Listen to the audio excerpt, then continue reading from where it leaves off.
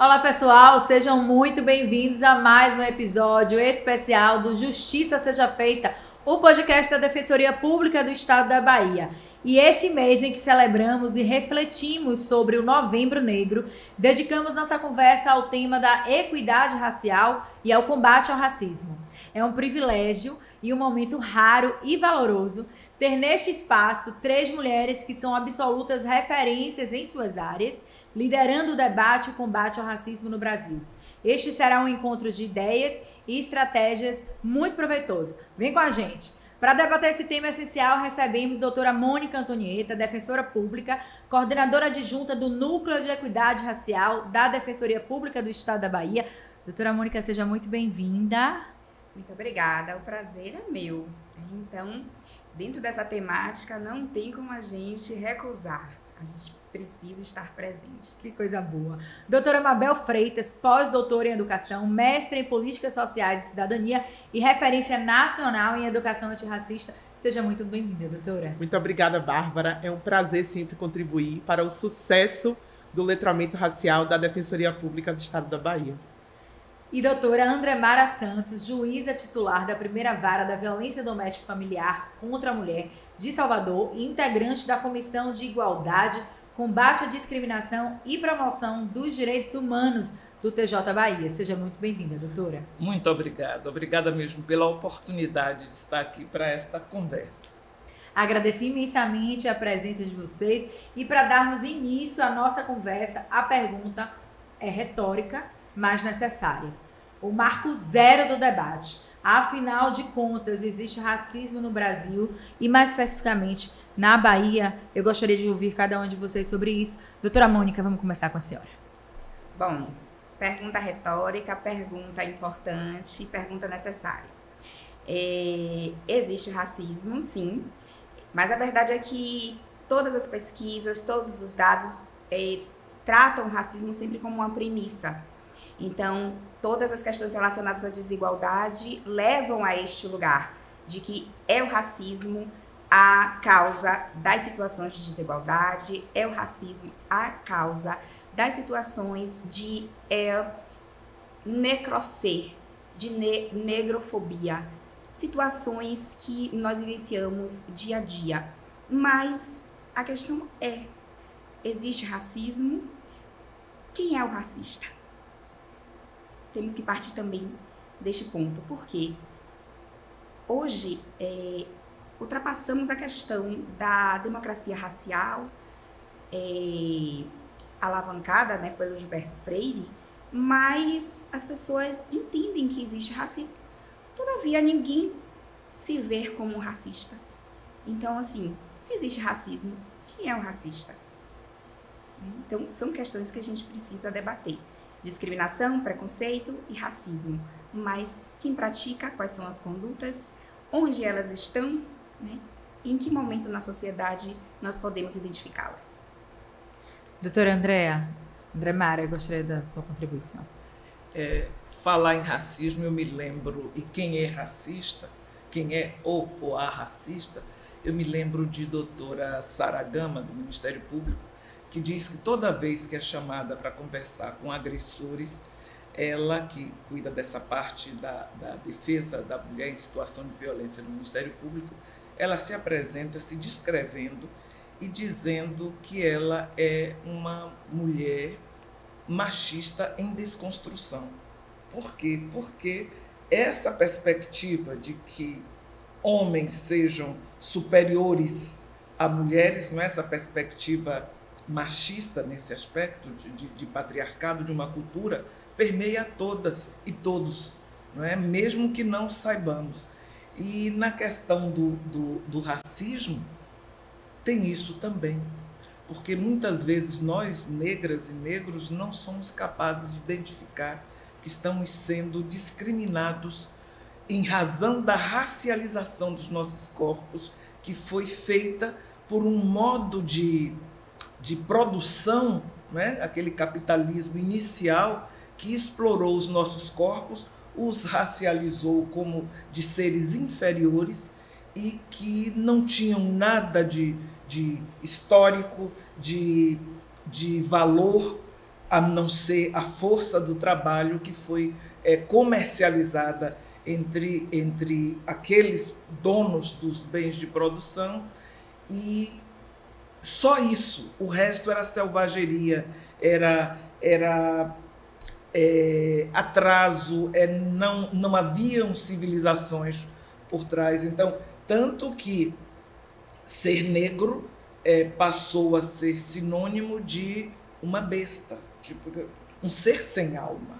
Não é? A própria Igreja Católica assim autorizou, por uma bula papal, a esse comércio dos negros de África, porque eles não tinham alma.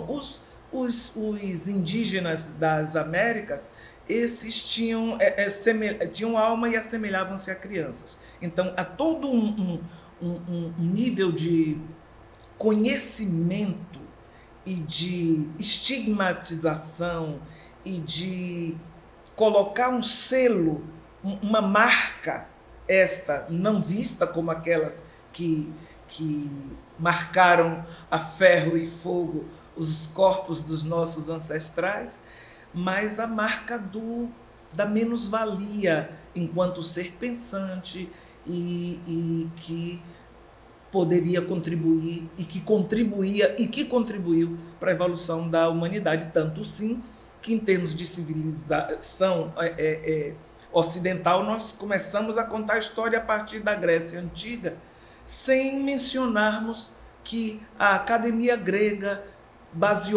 fundou-se na academia egípcia, que no Egito reunia homens e mulheres naqueles estudos, naqueles locais onde se investia no conhecimento. Então, isso tudo para dizer que isso foi tão marcado em nossas almas, em nosso psiquismo, porque essa é uma coisa que pouco se fala do racismo, é a dor psíquica que o racismo causa em quem dele é sofredor. Quem sofre um episódio de racismo pode, inclusive, bloquear o seu psiquismo para não sentir que aquilo foi um racismo e passar adiante e sobreviver. Então, o racismo existe, sim, existem racistas, nós, enquanto sociedade, somos racistas e precisamos encarar isso, porque aquilo que não se enfrenta, não se reconhece, não pode ser superado, não pode ser discutido, não pode ser analisado, não pode ser avaliado e não se podem criar estratégias para vencer este desafio, que é um desafio de todas e todos nós, negros, negras, brancos, não brancos, indígenas, de todas as pessoas que integram essa nossa sociedade, não só baiana, mas de todo mundo. É preciso nomear, né, doutora? É preciso nomear. É preciso nomear. Importante, né? Doutora Mabel Freitas, a gente queria te ouvir também. Bem, o racismo, para mim, é uma chaga social. Estamos doentes. E estamos doentes há séculos.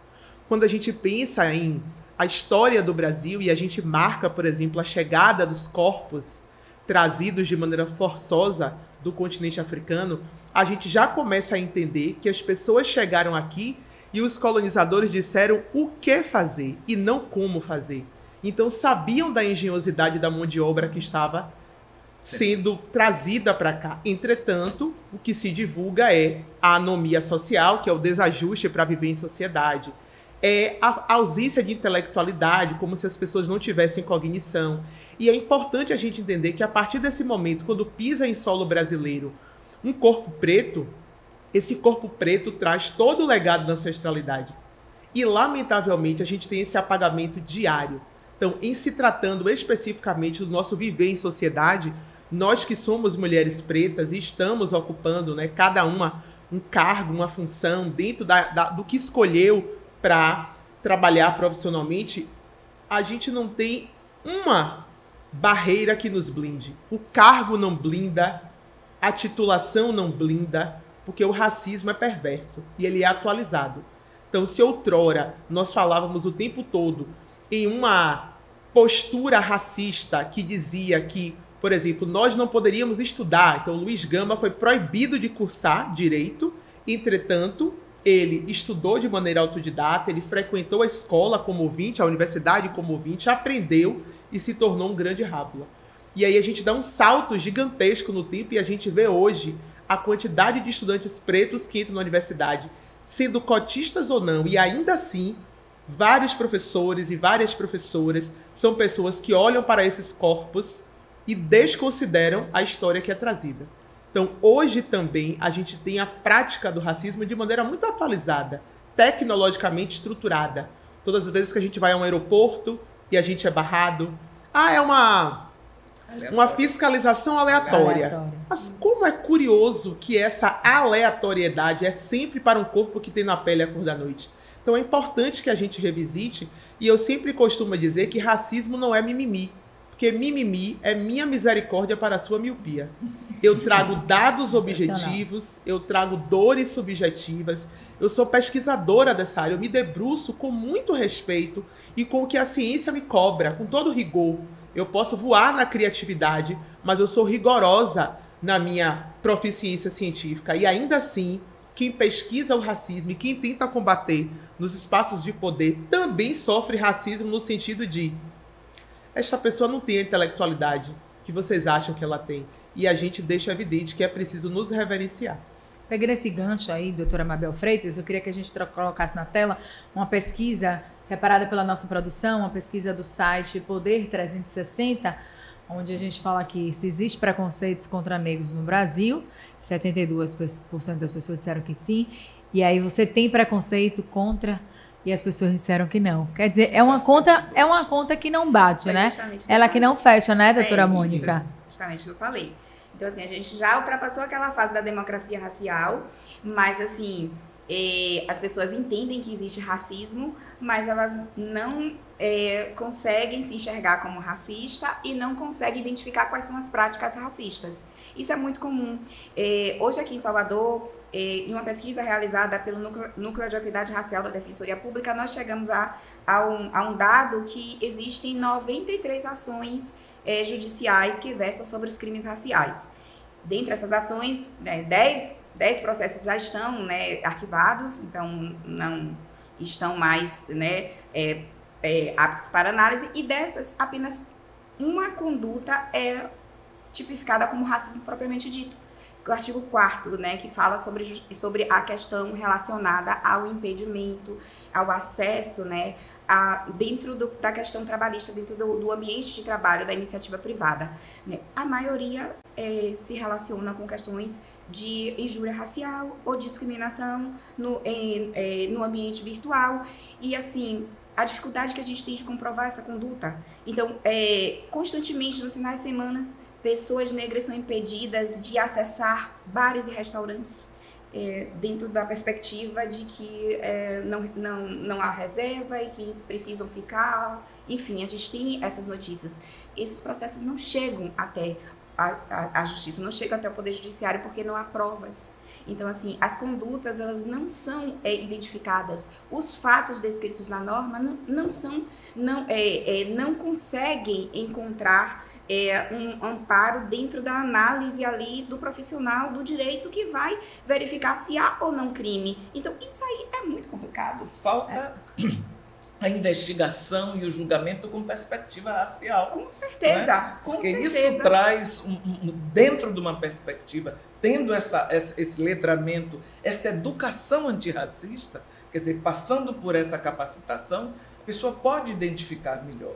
Né, a situação. E aquela tela anterior, eu queria, desculpe estar assim, interrompendo, à vontade, porque eu queria destacar um dado, que é o dado último, daqueles que não sabem. Aqueles que não sabem, 9% diz que não sabe e 14% não sabe se tem preconceito. Isso é muito significativo, entendeu? Isso é muito significativo. Porque... E eu sou testemunha e às vezes eu mesmo me surpreendo, porque eu só vou identificar que aquilo era um racismo depois já passou. E a dificuldade que tem as pessoas negras, inclusive, de se admitirem como foco do racismo, não é? E como lidar com isso.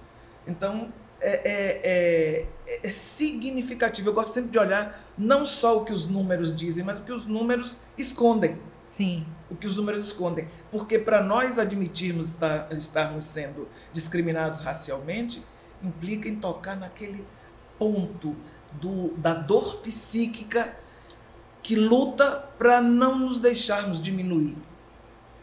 Não é? Mas haja anos de análise, haja anos de intervenções, mas o que esconde. Mas, desculpe a interrupção. Eu queria aproveitar para falar dessa negação e chamar a doutora Mabel aí para essa análise, quando a gente traz essa pesquisa, né? Você tem preconceito contra negros, é do Poder 360, e a gente vai vendo como isso vai oscilando, né, doutora, ao longo dos anos aí. E eu queria que a doutora Mabel falasse para a gente como é que a senhora analisa essa negação. Por que é tão difícil para a maioria das pessoas se reconhecer como preconceituosa e como é que a educação antirracista atua aí nesse ponto? Bem, eu criei no pós-doutorado a seguinte frase: educação é um direito social e educação antirracista é um dever formativo ancestral. Lamentavelmente, quando a gente pensa em escolas e universidades, os e as estudantes ainda não têm a educação antirracista que merece e que deveria. Então, quando a gente olha, por exemplo, para um quadro como esse e vê que as pessoas, quando falam, você tem preconceito contra negros? Não, eu não tenho. Bem, essa pessoa, como Mônica acabou de dizer, não reconhece as práticas racistas que estão acontecendo. E na minha fala, quando eu trago a questão da tecnologia, né, que o racismo vai se atualizando, então hoje, por exemplo, a gente tem o racismo algorítmico. Então, inúmeras pessoas estão programando, e quando a gente passa, por exemplo, numa tela, eu tenho um dado, por exemplo, que é um homem negro passou por uma tela. E ele estava sério, e a tela falou, fecha a boca. E ele estava com a boca fechada. Entretanto, certamente, a boca que foi desenhada para ser reconhecida como tal, foi uma boca com lábios, certamente, menores, menos carnudo, porque supostamente é o padrão dos lábios. Então, eu acredito que as pessoas, lamentavelmente, elas desconheçam, ou elas também, eu também posso dizer isso, né, de uma maneira assim, talvez na malícia, elas acham que é brincadeira. Por exemplo, o racismo recreativo. Então, há pessoas que podem chegar e dizer, que cabelo lindo para o meu. Assim como, e eu digo, é lindíssimo, inclusive eu gasto uma fortuna hidratando esses cachos, acordo bem cedo, porque eu gosto de estar assim. Entretanto, há pessoas que podem fazer piada do tipo, tem o que esconder em seu cabelo? O que é que você escondeu aí? Como é que você lava? É cheiroso o cabelo dela, olha como é cheiroso, e as pessoas se assustam o quão o cabelo é cheiroso, e eu falei, eu não sei qual era a sua dúvida, né, da questão do cheiro do meu cabelo, até porque eu só lavo o cabelo no salão, eu uso produtos caríssimos nesse cabelo. Aí falou, não, eu tô brincando com você. O constrangimento é uma ferramenta, doutora? Exatamente. O constrangimento é uma ferramenta nesse debate, né? Todos os racistas precisam e merecem ser constrangidos para que efetivamente revisitem a sua fala, porque é uma fala perversa, e a doutora Andermara já trouxe aqui essa questão do psiquismo. A gente pode até transparecer que está tudo bem, mas não está. A gente chegou a um poder aquisitivo e a gente compra o que a gente quer. Mas a gente entra em loja e as pessoas desconfiam do nosso poder de compra. As pessoas desconfiam de que a gente poderia estar naquele lugar. E não é à toa quando a gente se assusta, por exemplo, e olha com muita frequência a questão do racismo institucional, porque a gente vê as instituições abrindo mão de fazerem algum processo formativo, né? E a gente já discutiu isso, tanto no Tribunal de Justiça quanto na Defensoria Pública, porque a gente tem um curso que fala sobre o protocolo de raça. Então é bacana a gente entender que é para ontem a gente falar. Ou a pessoa vai continuar dizendo, não, eu não sou racista. Eu não sabia.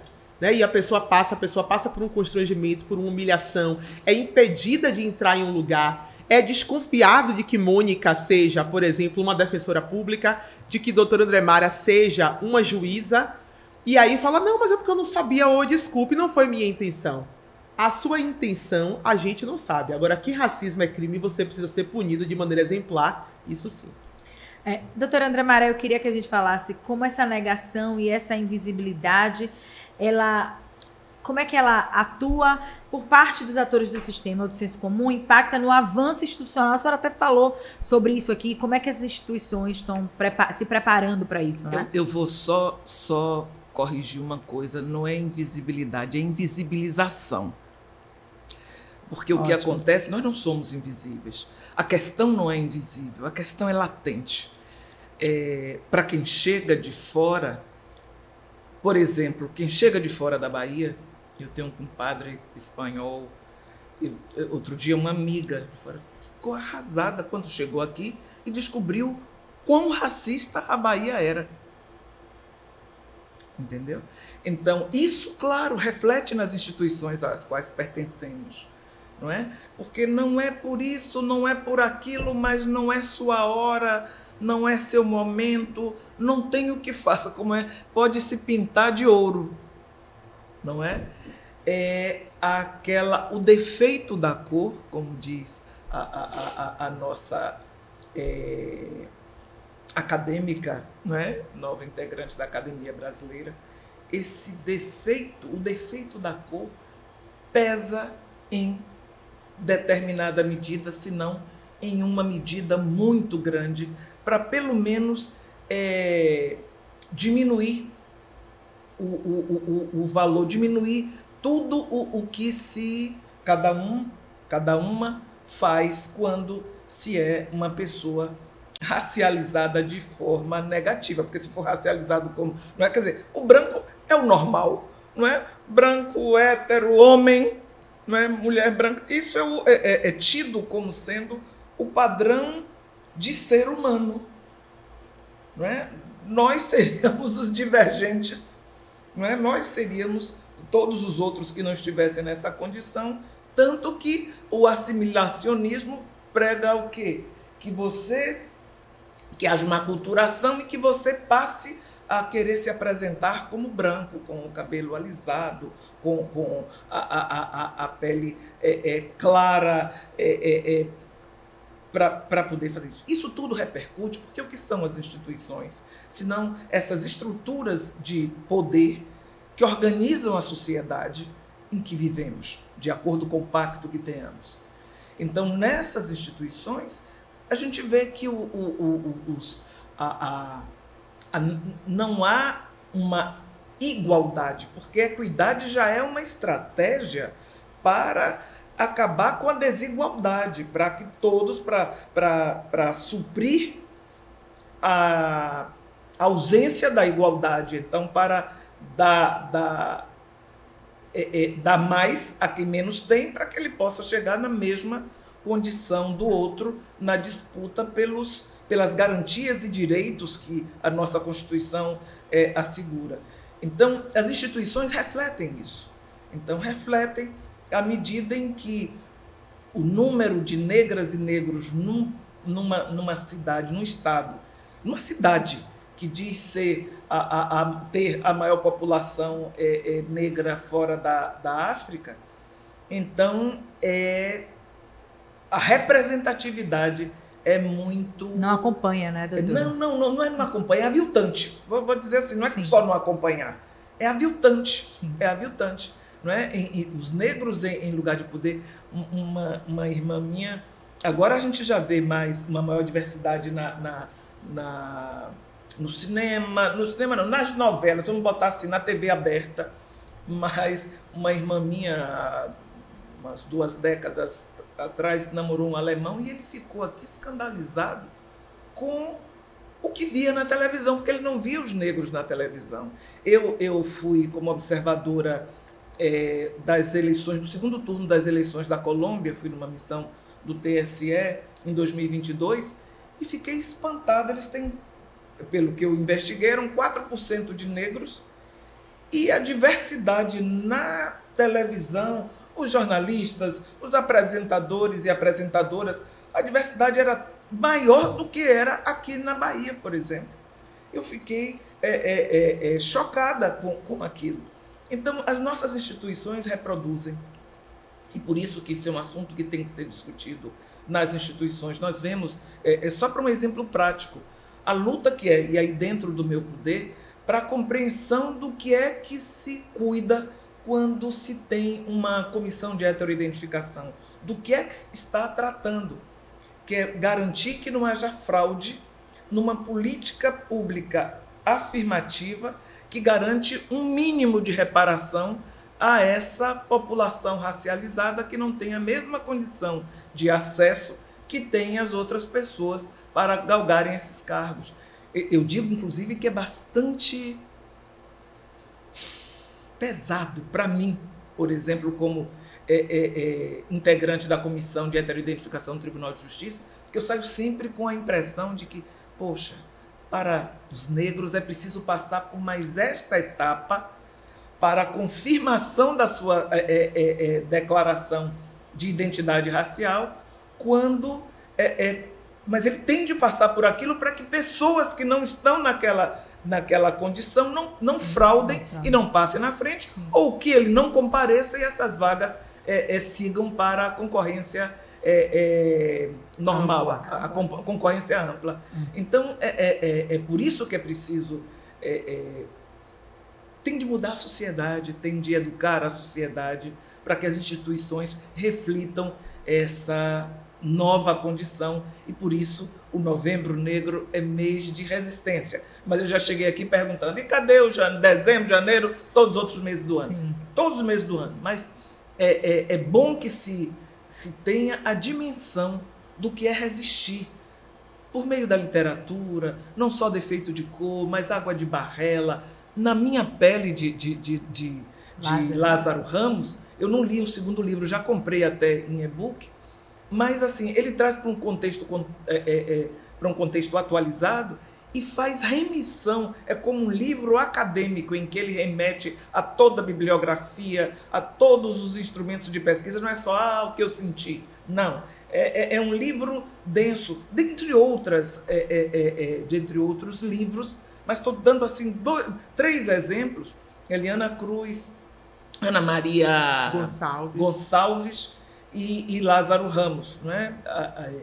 Estou dando assim exemplos. A Eliana Cruz tem muito mais coisa, mas assim, exemplos que nos mostram pela literatura esse universo e do que é que se está falando quando se está falando de racismo e de discriminação e de desconhecimento daquilo que nos informa. Eu estou falando demais, mas vejam só, eu até trouxe, não sei se vou saber reproduzir, porque eu nunca sei reproduzir, é igual o mimimi que a professora cunhou tão bem, professora Mabel. Eu não gosto de me apropriar eu gosto de reproduzir dando crédito, mas a Achille Mbembe, ele diz que ao descrever o que é o negro, ele falando do devir negro, que seria uma expansão dessa condição de discriminação e de opressão para além da cor da pele. Isso estaríamos entrando nessa fase agora, mas ele então cita o que foi que aconteceu, o modelo que aconteceu naquele capitalismo inicial, naquele período do descobrimento. Quer dizer, foi o quê? Um apagamento, um apossamento das perspectivas de futuro daquelas pessoas que foram traficadas, que foram escravizadas. O que é mais grave? É porque apossou-se, essas pessoas houve um desapossamento da sua autonomia e da sua perspectiva de futuro e da sua noção de passado. Quer dizer, ficou uma pessoa amputada em sua cidadania, amputada em sua autoestima, em sua ancestralidade, virou uma máquina de produzir, não é? Nas minas, especialistas em minas, em plantações, cada um com suas especialidades de acordo dos lugares onde eram trazidos, e isso é que é preciso compreender. E a literatura vai longe, a literatura nos toca e nos transporta. Então, resumindo, é preciso mudar. Literatura, debate, a forma de resistir, as resistências por meio da religião, dos sincretismos, inclusive do sincretismo mesmo de todas as religiões de África. Sim. Numa espécie de aglomerado, que seria o candomblé, uma forma de reproduzir toda a forma política, de organização familiar, etc., tal, reunindo tudo. É importante a gente ver nessa literatura, que não é só romance, é pesquisa, como foi se formando, como foi resistindo o povo negro nesta Bahia, nesse Brasil, e por isso é bom enfatizar a resistência, aquilo que gente da minha geração, eu tenho 60 anos, que aprendeu que não, o negro gostava de ser escravizado, o índio ainda se rebelou, mas o negro é porque ele nunca resistiu, ele era um escravo. Aí você apaga todas as revoltas existentes, todas as lutas, taxa o baiano como preguiçoso, porque era a forma de vender o baiano para fora, para outros mercados. Preguiçoso, dá-lhe chicotada, mas se dissesse que era revoltoso, não compravam, então queriam comprar, haveria uma queda muito grande do preço. Então é preciso que nós aprendamos a valorizar, e aquilo que não vivenciamos e que não nos é legado como uma história da sua ancestralidade, porque eu, por exemplo, só consigo remontar até a minha bisavó materna. Só consegui ir até aí. E não tenho essa coisa de querer saber do genoma, quanto eu tenho disso. Mas eu digo assim, minha bisavó materna. A gente não tem aquele legado, não é? Do que a gente tem que aprender nos livros, na literatura, nas pesquisas. E para mudar as instituições, resumindo, é preciso então que façamos essa viagem de resistência e de compartilhamento. Eu queria aproveitar esse momento para chamar uma outra pessoa para a nossa conversa.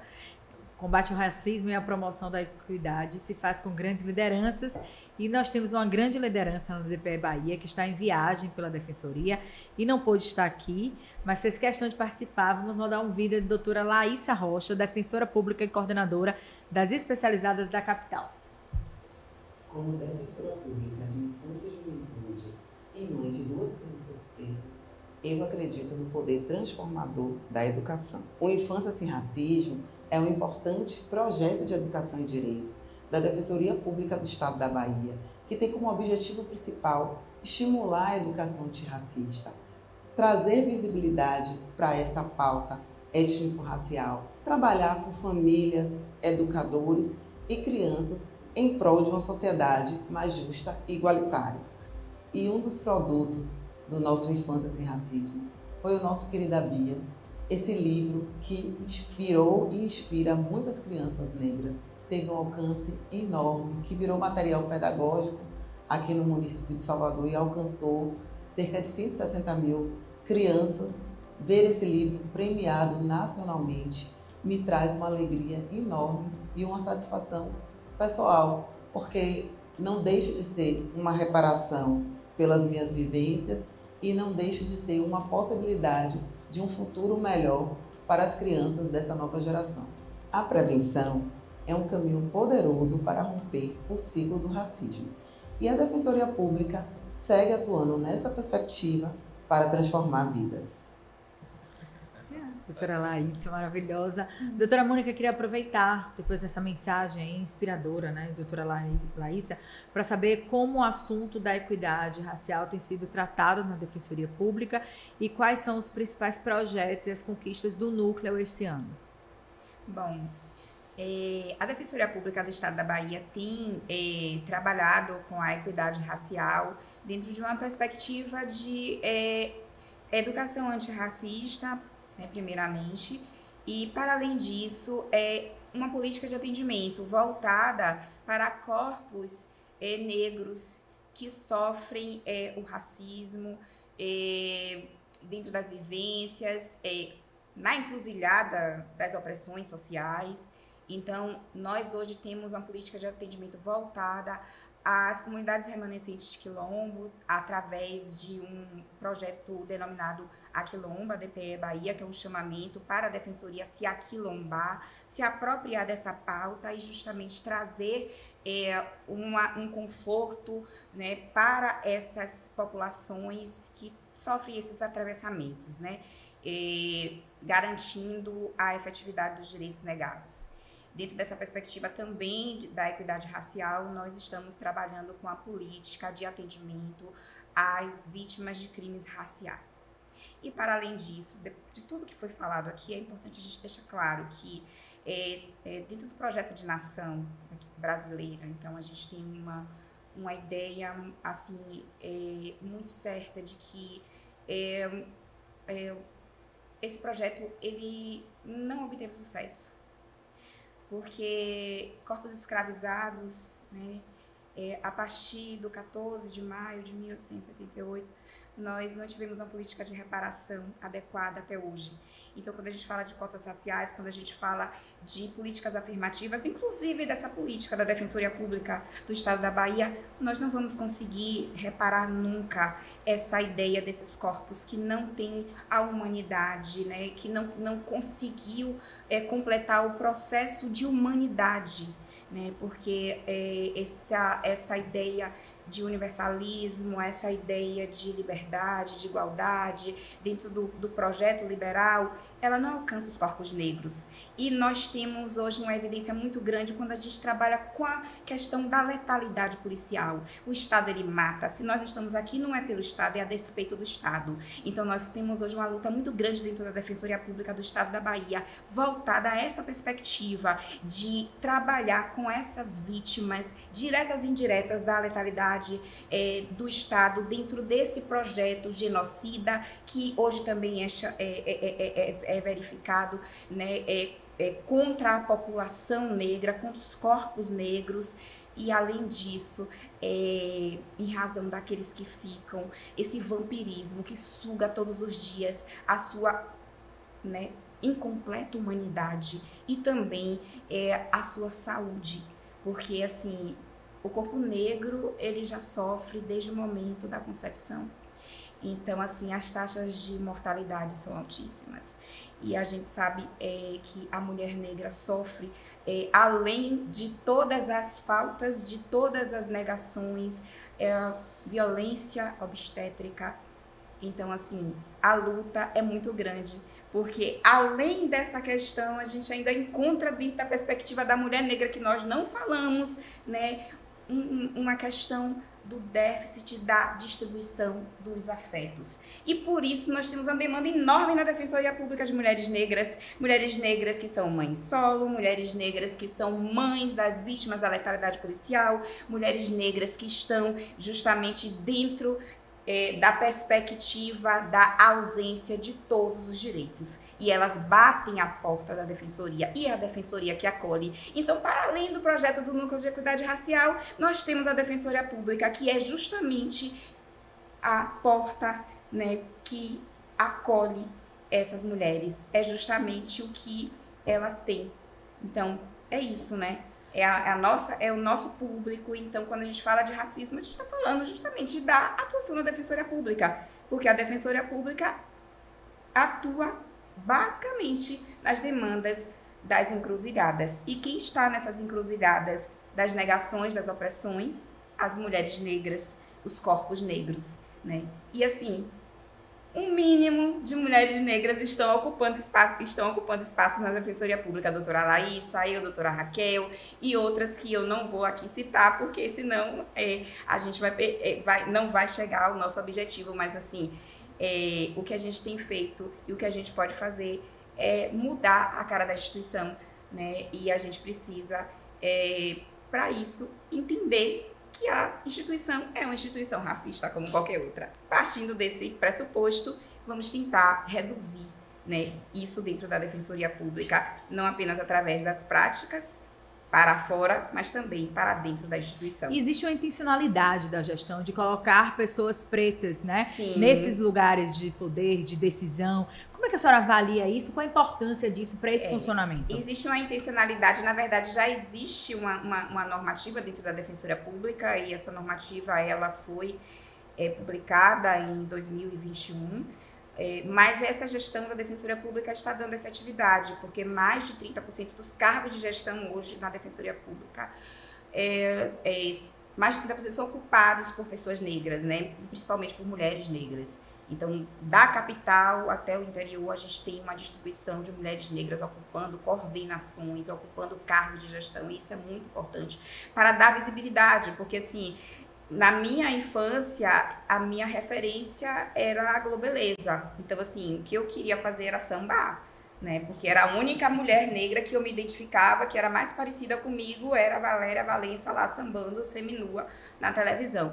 Então, hoje a gente tem a doutora Laís o tempo inteiro na televisão, né? Mostrando que é uma defensora pública, mostrando que é possível para mulheres negras, inclusive mulheres negras retintas, que é muito importante. Sim. Isso. Né? Porque assim, não é qualquer mulher negra, é uma mulher negra retinta, né? Nós temos a doutora Andremara também no Poder Judiciário também mostrando isso, que foi minha referência, né? Então assim, eu tinha poucas referências para poder, será que é possível para mim isso? Então assim, é óbvio que esse trabalho da Defensoria é importantíssimo, porque é a partir daí que a gente tem justamente a ideia das práticas. E assim, o Antônio Guides, ele traz dentro da teoria da estruturação social, e são as estruturas que movem a sociedade, a ideia de reflexividade. A gente só vai conseguir mover as estruturas, mudar as estruturas da sociedade a partir da reflexividade. E quando a gente fala em Novembro Negro, a gente está falando de consciência negra, a gente está falando de reflexividade. Então, a gente precisa justamente refletir sobre as estruturas sociais. E dentro dessa perspectiva, deixando claro que racismo não é estrutura, então racismo é muito além disso, porque vem dentro de uma concepção de um projeto de Estado, né? Um projeto de Estado, um projeto de eliminação de corpos, de exploração de corpos, então é muito mais que isso, né? Então a gente precisa refletir sobre o que a gente está construindo, desconstruindo e o que a gente também está refletindo dentro da sociedade. A senhora falou aí sobre referências, né? Que a senhora tinha referência aí da Valéria e tal. E hoje a senhora também é uma referência para muitas outras mulheres, muitas outras meninas que olham a senhora, né, dentro da Defensoria Pública. Eu acho que isso é importante também pontuar, sim, né? Claro. Ser referência de poder ocupar o lugar que quiser ocupar, que pode sambar, não tem problema sambar, mas que também pode ser o que quiser ser, né, doutora? Com certeza. Ter outras opções, né? Porque vai que a gente não tenha condições nenhuma de sambar, né? Então não vai. Sim, então, sim. É óbvio, né? Se dá para ler, vamos ler também. Olhe, a leitura também leva, né? Não fique triste porque você não está sambando. Né? Então, tem outras perspectivas, né? Tem doutora Mabel, né? Pós-doutora, com esse black maravilhoso. Então, assim, imagine, dentro daquela perspectiva anterior, a gente não poder utilizar, né, o nosso black, né? Porque isso é racismo. Sim. Isso é racismo. Essa não aceitação da estética negra. Então, sim, isso é racismo. Então, são essas questões, né, de discriminação, né, pontuais, que se tornam sistêmicas, são todas essas questões que a gente está tentando, dentro da política da Defensoria Pública, minimizar. Né? Sim. Doutora Mabel, eu queria que a senhora falasse para a gente, dentro desse panorama geral, quais são os principais desafios desse tema na sociedade atual e se a senhora sente que houve avanços reais na última década. E no aspecto da educação, né, a doutora Laísa trouxe aí também isso importante, falando da querida Bia, o que precisa ser feito para que a escola e a universidade sejam, de fato, ambientes antirracistas? Bem, primeiro mandar um beijo para Laísa Rocha, uma querida. A gente teve a alegria de dividir uma mesa na Flipelô, que é uma feira literária daqui, e a gente levar a Bia para inundar aquele espaço de negritude também. Eu já levei essa obra para uma cidade do interior e distribuí para todas as escolas municipais e fiz questão de recomendar para que efetivamente as unidades escolares pudessem ter esse material também como referência. Lamentavelmente, o que falta, na minha opinião, é vontade. Porque existe uma lei, que é a Lei 10.639, que é uma lei de 2003. Logo na sequência, a Lei 11.645, que é a Lei de 2008. A Lei de 2003, para falar sobre relações raciais, olhando para a perspectiva africana e afro-brasileira. A Lei de 2008 inclui a pauta indígena, até porque a gente não pode tratar indígenas como também a gente trata as questões das pessoas negras, porque são pautas completamente dissociadas e a gente precisa de um mergulho significativo para dar conta. Então, hoje, fazer educação antirracista é um desafio, sim, mas a primeira barreira que a gente encontra é a vontade. Não adianta ter um corpo preto na unidade escolar ou na universidade. Eu fui professora do curso de Direito durante 7 anos na graduação. Todos e todas que passaram por mim tiveram recorte racial, mas eu era sozinha. E eu estou falando de Salvador, supostamente uma cidade negra. Uma cidade negra na qual eu era a única professora preta do curso de Direito. E quando algumas alunas me viam, elas choravam e tremiam e diziam: a senhora é professora do curso? Porque às vezes era de algum semestre que eu não ministrava algum componente curricular, ou de um turno, ou de um outro campus, e a gente não se via. E elas diziam: meu Deus, tem uma professora preta aqui. E para elas era estranho aquele corpo, né, diferenciado, até porque qualquer componente curricular que eu seja contemplada, né, eu sempre digo que são presentes que chegam até mim, eu vou racializar o debate. Então, normalmente, quando chega uma pauta que não é o que a gente está acostumada a trazer, descortinando olhares, e a gente tem essa obrigação. Então, na sequência, o Conselho Nacional de Educação, o CNE, em 2004, cria uma resolução e diz: educação antirracista também no nível superior. E a gente tem uma diretriz específica para o curso de Direito e todo mundo faz de conta que ela não existe. Então, hoje, o meu movimento é de promover uma educação jurídica antirracista. Eu já dei essa aula na Escola Superior de Advocacia, então a Bahia inteira já assistiu essa aula. Pelo menos eu digo a Bahia inteira, porque a aula chegou aos 417 municípios. Entretanto, há pessoas que se desinteressam nessa questão. E hoje eu luto para combater a injustiça epistêmica, porque inúmeras pessoas estão produzindo, estão escrevivendo juridicamente, né? O que a gente hoje faz, o trocadilho, não é meu, mas chegou até mim, né? Um trocadilho que são as jurisvivências. E aí existe um diálogo que é necessário. Então, o que a doutora Mônica Antonieta, na condição de cientista, né, ela também tem doutorado, ela também produz saber. Essa leitura está sendo feita em que momento? Essa é a minha pergunta. Né? Doutora André Mara é autora de obras também, tem capítulos de livro, é uma cientista também, né? Alunos da UFES, né, tiveram o privilégio de beber nessa fonte dessa professora docente, dessa docência, dessa professora juíza também. E aí, onde estão esses textos? Então, quando eu combato a injustiça epistêmica, eu deixo evidente que eu tenho que nutrir as bibliotecas. Eu preciso formar. Eu acho excelente ter o corpo preto lá, mas não adianta ser só o corpo preto, eu preciso do corpus preto. Porque muitas vezes pessoas pretas são colocadas em liderança e elas não têm a condição de tratar do tema racial. Elas podem saber qualquer outra coisa. Elas sabem muito o direito das famílias, elas sabem muito o direito do trabalho, direito previdenciário, direito constitucional, civil, enfim, mas elas não têm ainda um recorte racializado. Então, é para ontem que a gente pense nessa formação continuada, é para ontem que a gente compreenda que a educação antirracista precisa adentrar as instituições. Então, repito, todas as vezes que a gente chega com alguma atividade, é fundamental que parte do orçamento esteja pronta para essas ações. Não dá para a gente dizer que a instituição é antirracista quando efetivamente a gente diz: olha, infelizmente não tem esse momento, não dá para ser agora, e aí vem qualquer outro tema, a sala está lotada, muitas vezes a mão de obra não é uma mão de obra baiana, é uma mão de obra de fora, por exemplo, ou há mão de obras internacionais sendo convidadas quando a gente tem, por exemplo, pessoas que são extremamente intelectuais e muito bem preparadas para estarem naquele espaço, mas não estão. Então, minha dúvida é sempre essa: o que é que a gente tem feito? Né? E eu sempre acho que eu faço uma parte, mas que eu posso fazer muito mais. Eu ainda leio pouco sobre educação antirracista num viés, né? Por exemplo, da Lei 11.645. Eu tenho, sim, leituras de mulheres e homens indígenas que produzem saber, mas eu ainda não me sinto muito à vontade para tratar, porque tem pautas que eu não alcanço. No máximo, eu acho que eu consigo dizer aqui 15 etnias, né? Tuxá, Pataxó, Munduruku, mas eu não tenho ainda, por exemplo, a essência para tratar com propriedade de cada etnia e das idiosincrasias. Então é bacana também a gente entender, e eu me digo sempre, né? Eu estou aprendendo. É sempre gerúndio.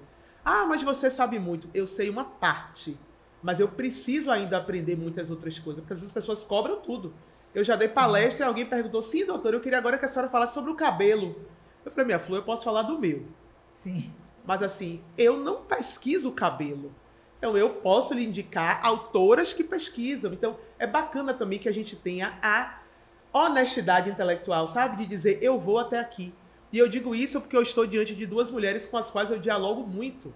Eu dialogo muito com Mônica Antonieta e ela sempre tem a humildade de dizer, ô Mabel, dê uma olhadinha aqui. E eu, ô Mônica, eu pensei isso aqui e a gente troca. Assim como o doutor André Mara. A gente dialoga, a gente tem projetos juntas e a gente fala, não, e aqui? Não, você acha o quê? Ó, Mabel, você é pró, então diga aí. E ela sempre fala, eu sou sua aluna. E ela fala isso assim, para mim é uma honra ter uma juíza que é minha aluna, uma defensora também que é minha aluna, que troca comigo e que eu aprendo também com elas. Então, é esse intercâmbio, sabe? Sim. Educação vem do latim, é do cara e é do séria. Então é pôr de dentro para fora e de fora para dentro. Se não for um movimento bilateral, se não for um movimento disruptivo e não um movimento retilíneo, mas um movimento espiralar, né? É assim que a professora doutora Leda Maria Martins nos ensina. Uma aula, né, gente? É uma professora, né? Doutora André Mara, eu queria... doutora Mônica Antonieta trouxe para a gente sobre essa ocupação de lugares e doutora Mabel também falou sobre ocupar um lugar, estar sozinha nesse lugar e o quanto isso muitas vezes pesa, né? Eu queria que a gente trouxesse isso para o contexto do Tribunal de Justiça. Qual é a realidade do TJ da Bahia em relação ao tema da equidade racial? E como a senhora, como integrante da CIDES e juiz atuante, entende que o assunto tem sido tratado e quais os avanços que a gente pode esperar? Olha, nós temos avançado, inclusive sob a liderança do desembargador Lidivaldo Reais Brito, que já era uma liderança na matéria no estado da Bahia e com caráter nacional, desde quando ele integrava o Ministério Público. Mas nós temos avançado até em termos de inovação tecnológica, por exemplo, para agilizar o trabalho das comissões de heteroidentificação.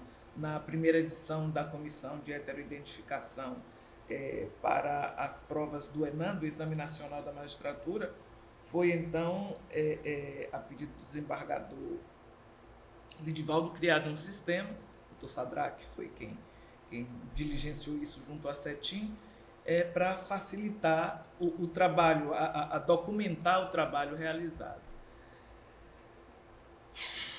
Mas ainda há muito a ser feito. Essa coisa de ser o negro único, eu me lembro que eu tomei posse de tranças. Eu usava um black na época do concurso, não, já estava de tranças, mas comecei a usar o black com 19, depois evoluí para as tranças, e tomei posse de tranças no Tribunal de Justiça há 35 anos, completo agora em 5 de dezembro. Fui chamada de juizinha Rastafari. E olha que dreads eu só pus agora em 2022, 2023, que eu usei dreads, porque tudo que fosse trança, aquilo era excepcional. Ninguém nunca me disse nada na comarca, eu também nunca pedi licença a ninguém para fazer nada, não é para existir. E isso é uma das coisas que nos é retirada a autonomia e a possibilidade de ser quem é. Mas ser o sapinho surdo, quer dizer, que não está incomodando com o que os outros dizem, ajuda. E minha mãe me fortaleceu psiquicamente ao me dizer, você é branca? Não. Você é grande? Não. Então você é uma neguinha. Porque tinham me chamado de neguinha e eu tinha dito que não ia colaborar com aquela turma porque o líder tinha me chamado disso. Então você vai lá e dê conta do recado. Isso é muito bom quando a gente tem essa blindagem para ir. Mas eu vejo que o Tribunal da Bahia ainda tem muito a conquistar, muito a fazer, a realizar nesta questão da representatividade. Dia desse nós tivemos houve um evento sobre integridade, toda a questão ética, transparência e tal, uma nova estratégia, uma nova metodologia, não é metodologia, mas uma estratégia de atuação do tribunal, e falávamos também dessa questão. Eu dizia, na equipe administrativa, eu só conheço um diretor negro, que está lá na CETIM, na Secretaria de Tecnologia de Informação e Modernização. Só há um diretor que eu tenha conhecimento negro nos altos cargos. Por isso, inclusive, que eu propus até ao presidente anterior do Supremo Tribunal Federal, e em um trabalho que fiz na Escola Nacional de Formação e Aperfeiçoamento da Magistratura, que se tivesse também como meta estratégica do Poder Judiciário Nacional, tivesse como indicador para avaliar o tribunal o acesso de servidoras e servidores negros a cargos de direção e de juízas e juízes negros ao cargo de desembargador. Nós temos para a cidade, para o país que somos, para o país negro que a Bahia nós não temos a representatividade necessária no Tribunal de Justiça. Mas não só, nos tribunais, no sistema de justiça, sim, nós não temos esta representatividade, inclusive no Tribunal de Justiça da Bahia. Mas vejo uma grande demanda por essa evolução, essa conscientização. Agora mesmo, o curso, mas aí nessa hora nós fomos colegas, né? Nesse curso nós fomos colegas, porque eu digo sempre que sou aluna da professora Mabel, mas nesse nós somos colegas. Recente, já concluiu essa formação? Já. Concluiu, para que alcance a todas e todos. Há muito a fazer, há muito que resistir e persistir e exigir, né? Parece mentira, mas depois de mais de 500 anos de existência, a maioria dos quais, dos séculos, sob o peso da escravidão declarada, oficial e legalizada, nós temos outros tipos de escravidão agora, mas nós ainda estamos engatinhando nesta pauta da igualdade, de alcançar a igualdade racial e de alcançar a reparação que nos é devida. Sim. Sabe? Sim. Sem uma questão de revanche, é questão de direito, de exercício, de vivência, de poder viver com dignidade e sem se sentir inferior a quem quer que seja. Sabe? Nem inferior, nem superior. O que a Constituição fala em igualdade, em justiça, em fraternidade, em solidariedade. É disso que se fala. E não se pode existir neste patamar, nesta condição, quando se é subalternizado, quando se é invisibilizado e quando se é desumanizado. É incrível que a nossa luta hoje, eu digo assim, é incrível que nós tenhamos de lutar, é cruel, sim, que nós tenhamos de lutar para sermos igualados, sabe? Sim. Porque é difícil vencer esse lugar em que fomos colocados como seres não dotados de humanidade e que, portanto, aguentam mais as dores, portanto, a violência obstétrica de forma escancarada. Por quê? Até na própria questão dos direitos das mulheres. Trabalho nunca foi uma questão para a mulher negra, porque a mulher negra sempre esteve no eito, na luta, no trabalho escravo, sendo castigada com a barriga dentro do buraco. Aquele livro Direito dos Escravos traz algumas passagens. Doutora, importante que essas reflexões, elas transversalizam, né? Elas transversalizam. E eu acho que é importante quem está nos assistindo agora que a gente fala sobre isso com muita, ainda repetidas vezes, durante o Novembro Negro, né? O Novembro Negro, ele vem também para esse lugar, como a doutora Mabel falou, da reflexão, de falar novamente, de dizer de novo. Então, obviamente que teríamos que ter todos os meses, né? Mas eu acredito que o Novembro Negro, ele traz a pauta para o centro da discussão, né? Eu acho que é importante que a gente pontue isso. Eu queria agradecer a você que está nos acompanhando. O bate-papo está maravilhoso. Espero que vocês estejam aí sem pausar um minuto, porque porque é uma oportunidade única estarmos aqui com essas 3 grandes pessoas que interferem e aproveitam a condição e o espaço que ocupam para, de fato, fazer a diferença, né, no debate racial. Nós estamos chegando ao fim do nosso podcast. É uma pena porque eu estou aqui. Se deixar, eu digo ao diretor aqui, eu vou deixar falar, porque eu estou aproveitando para aprender.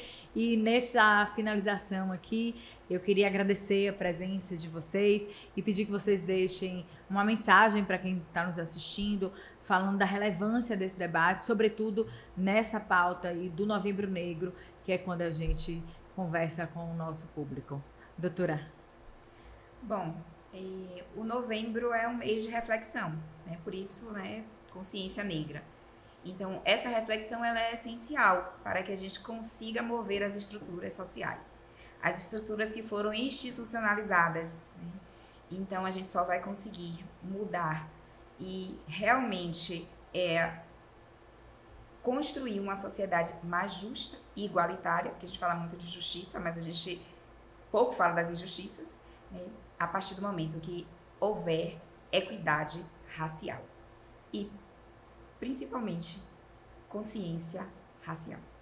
Obrigada, doutora. Doutora Mabel Freitas, pode falar, deixar sua mensagem para quem está nos assistindo.